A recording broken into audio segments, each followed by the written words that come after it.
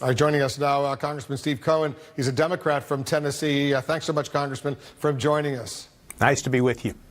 So looking back, and you're a straight shooter usually, do you think Democrats handled the confirmation fight the right way as far as the Supreme Court nominee, now justice, is concerned?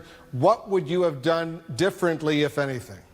I think if you could have gotten Dr. Ford's testimony out sooner, it would have helped, because there would have been less time for the Republicans just to force it down the vote and to do the curtailed FBI investigation, which was just a sham.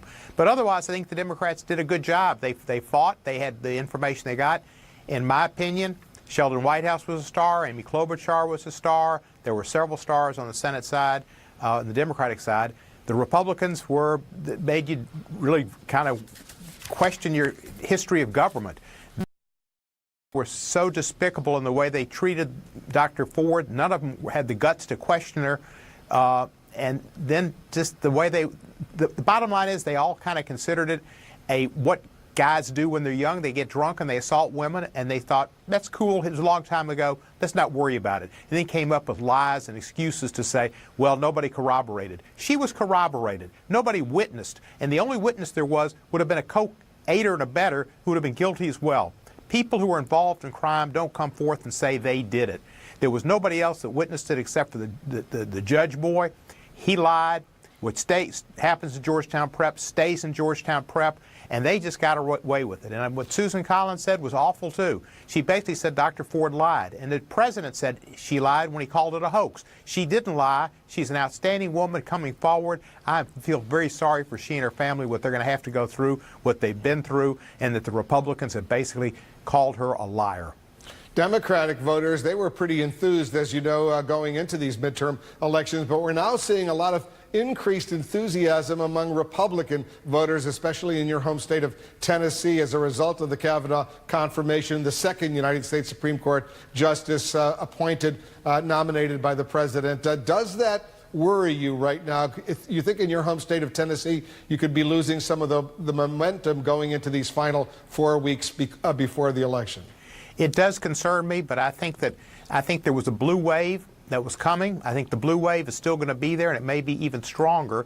There's obviously going to be more Republicans coming out because they got their backbone up about their beer drinking, loving beer drinking, good old boy from Georgetown Prep being questioned about his past history of sexual abuse and his lies about what FFF meant and boof and triangle and all that stuff. He just lied, and they got all upset about it. Well, some of them are going to get out and vote, and it's going to make it more difficult, and made it more difficult for Phil Bredesen running against Marsha Blackburn.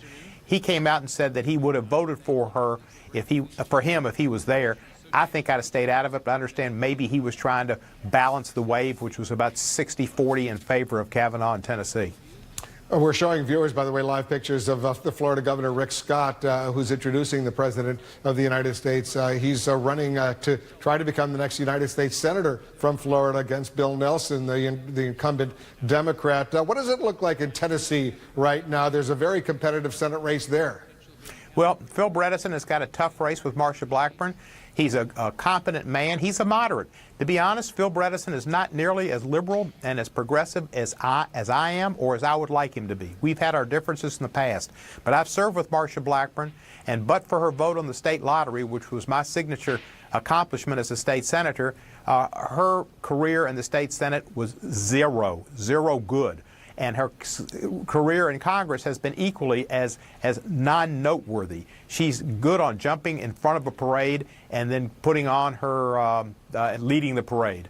That's not what you need. Tennessee has had great senators over the years. Phil Bredesen could be a senator like Howard Baker, like Jim Sasser, like Estes Kefauver, Bill Frist, who become leaders in the Senate and judge issues based on the issue and not on party all the time. If the Democrats do become the majority in the House of Representatives, what's going to be your main priority? Well, I think we're all going to be concerned about health care and jobs and cleaning up the culture of corruption.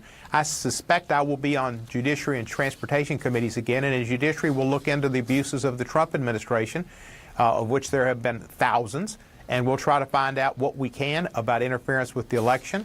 We'll try to protect Mueller.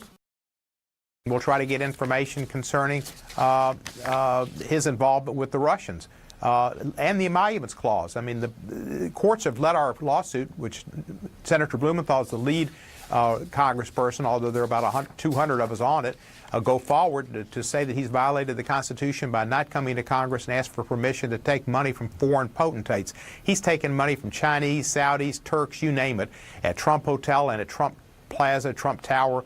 And his whole life's been a fraud. The New York Times ran their piece again yesterday, and it points out this has been a lifetime journey from the east side to the park. Paul Simon could write you about Donald Trump's story. I guess it's not from the east side, it's from Queens to the park. And it's been full of fraud and cons, and that's what he's been, and that's what we'll have to investigate in the judiciary. On transportation, we'll look for a robust jobs bill, a transportation infrastructure bill. Hey, Congressman Steve Cohen, thanks so much for joining us. You're welcome, Wolf.